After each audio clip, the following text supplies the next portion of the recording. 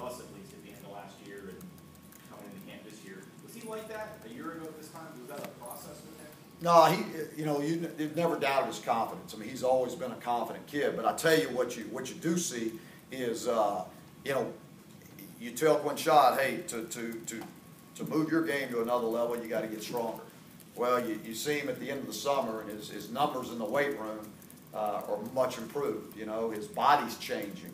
He's proud of that. I mean, because he's worked hard, and so he's not that skinny, bird-chested kid when he came into camp. Or came the summer before, and so he's taken some pride in that, and so he is still that very eager football player that when you talk to him, his eyes kind of get big and he's listening and absorbing everything you say.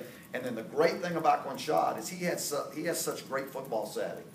So you can tell him something and he can understand what you're telling him, and you can see it on his next rep. You can see him make it work that way. And not everybody can do that. Some guys you got to rep them before they kind of figure it out. Quinshad, you can point it out, he can make that transition immediately. Coach, you got a big opening game this year. Can you talk about that a little bit? Yeah, I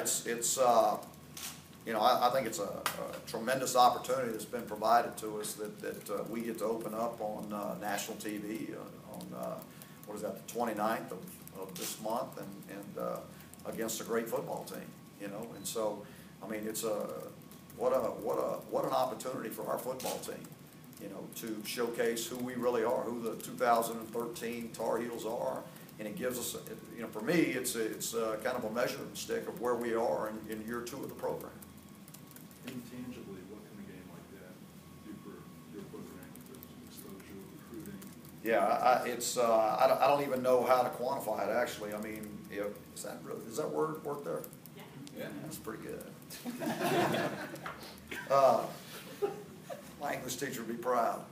I really don't, I don't know how you measure it, really. I can tell you this, that if there will be, I mean, you all know, have any of y'all seen Jadeveon Clowney on TV? Anybody? No? It's like every hour, right, since that game. So everybody in the country has seen it.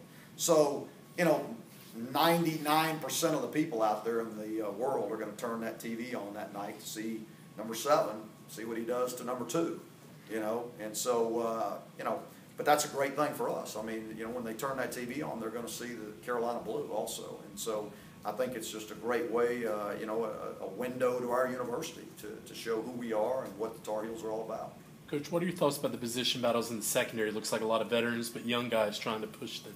Yeah, and I'll tell you, you got guys like, a couple of those young kids, and Brian Walker and Desmond Lawrence, who've come in and are making some waves, and some people are excited about, but it's great to have Jabari and Tim that have the experience that they have, and we talked about this as a senior class at IU. Remember these seniors when some of these guys got thrown out there as freshmen in that Chick-fil-A Bowl. In 2010, I mean, they had to start. They didn't have a choice, and I'm sure they were scared to death, but at some point in that game, they realized they belong, and so these guys have come a long way, and now it's, okay, you remember what it was like as a true freshman. There's somebody in the program that kind of put their arm around you and brought you in and taught you things, and so we've really emphasized making sure those guys do the same thing, and that's part of the legacy you leave, is that, hey, 3 years from now, 4 years from now, Brian Walker's saying, hey, Jabari Price taught me how to do this. And then you just keep carrying that tradition over and over until where eventually these guys, they coach themselves. They take care of each other. And that's when you got it where you want it. Is there an area, when you were talking about the defensive improvement of guys being a year in the system, where you think you can see the most improvement, if it's cutting down on big plays, if it's, I don't know, missed assignments? Is there something in particular you really want to see? Well, yeah, I mean, we obviously want to cut down on the big plays that we gave up last year, and we want to create more turnovers. Those 2 things have been a point of emphasis, and I can say, we've really had one practice where you're actually going against each other and doing some things, and the defense, created some turnovers today, so that was a good thing, They gave up a few big plays that they don't want to do, but they created some turnovers. So, that's really a point of emphasis for us every single day. You know, and for the offense, it's, you know, don't put the ball on the ground. You know, don't turn the ball over. So it's obviously that's something we keep track of. For the defense, it's how many turnovers can you create? You know, how many balls can you knock out?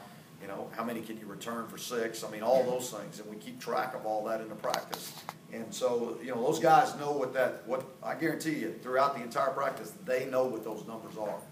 They may not say it, you know, out loud, but they know. If you ask them, they can tell you. And they know what they need to do before the practice is over with. Did you think the way you guys ended last year defensively, that the guys were getting better? I mean, you know, with Bren, there was a moment, he said, where at the end of the year he felt far more confident. But the way you guys ended the year defensively, you were giving up 30 a game every game, it seemed like. Was it just kind of one of those things that guys had to fight through it and start fresh this year? Or? Yeah, I think there was probably a little bit of at that point, you got to a situation where I think there was probably a little bit of a confidence problem, you know, and then you, you know, when, I mean, it all goes down to overcoming adversity and just eventually stepping up and saying, hey, enough's enough, and we're gonna do things and get it done, and probably didn't do that in some situations on the defense side of the ball. Marquise obviously missed some time away from the team last year. How has he responded to? Yeah, really good, you know. I mean, he actually surprised me a little bit as to how smooth he's, you know, he's transitioned back in and really has done some nice things in 3 days. Now, you know, he's got more experience than anybody else at back there, so he should, but he did. And you know, so, I mean, there'll be some nice competition at that number 2 spot. Who is that guy right now, if you have a name guy? I don't know that we've named the guy, but I mean, you know, him and Mitch are probably rolling reps with the 2s right now. Can you figure out where Darius Lipford can help you after not playing for a couple of years? We've got him at the Bandit right now. You know, because he's kind of freakish in what he can do as far as strength and jumping and running. So he's very, very athletic. So we think he fits that hybrid position pretty good. You know, a guy that can come off the edge and go get the quarterback, but also a guy that can drop in and cover a slot if he needed to. Is he hungry like he should be after? I would hope so. He hadn't been out on the field for 2 years, but a little rusty too.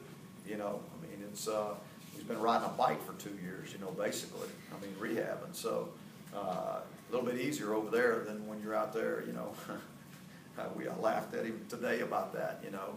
I mean, because he looked like his eyes were about to roll back into his head a few times, and I made the comment, yeah, that bike's a whole lot easier. So, but he'll be fine. We got to get Coach down to the autograph sessions.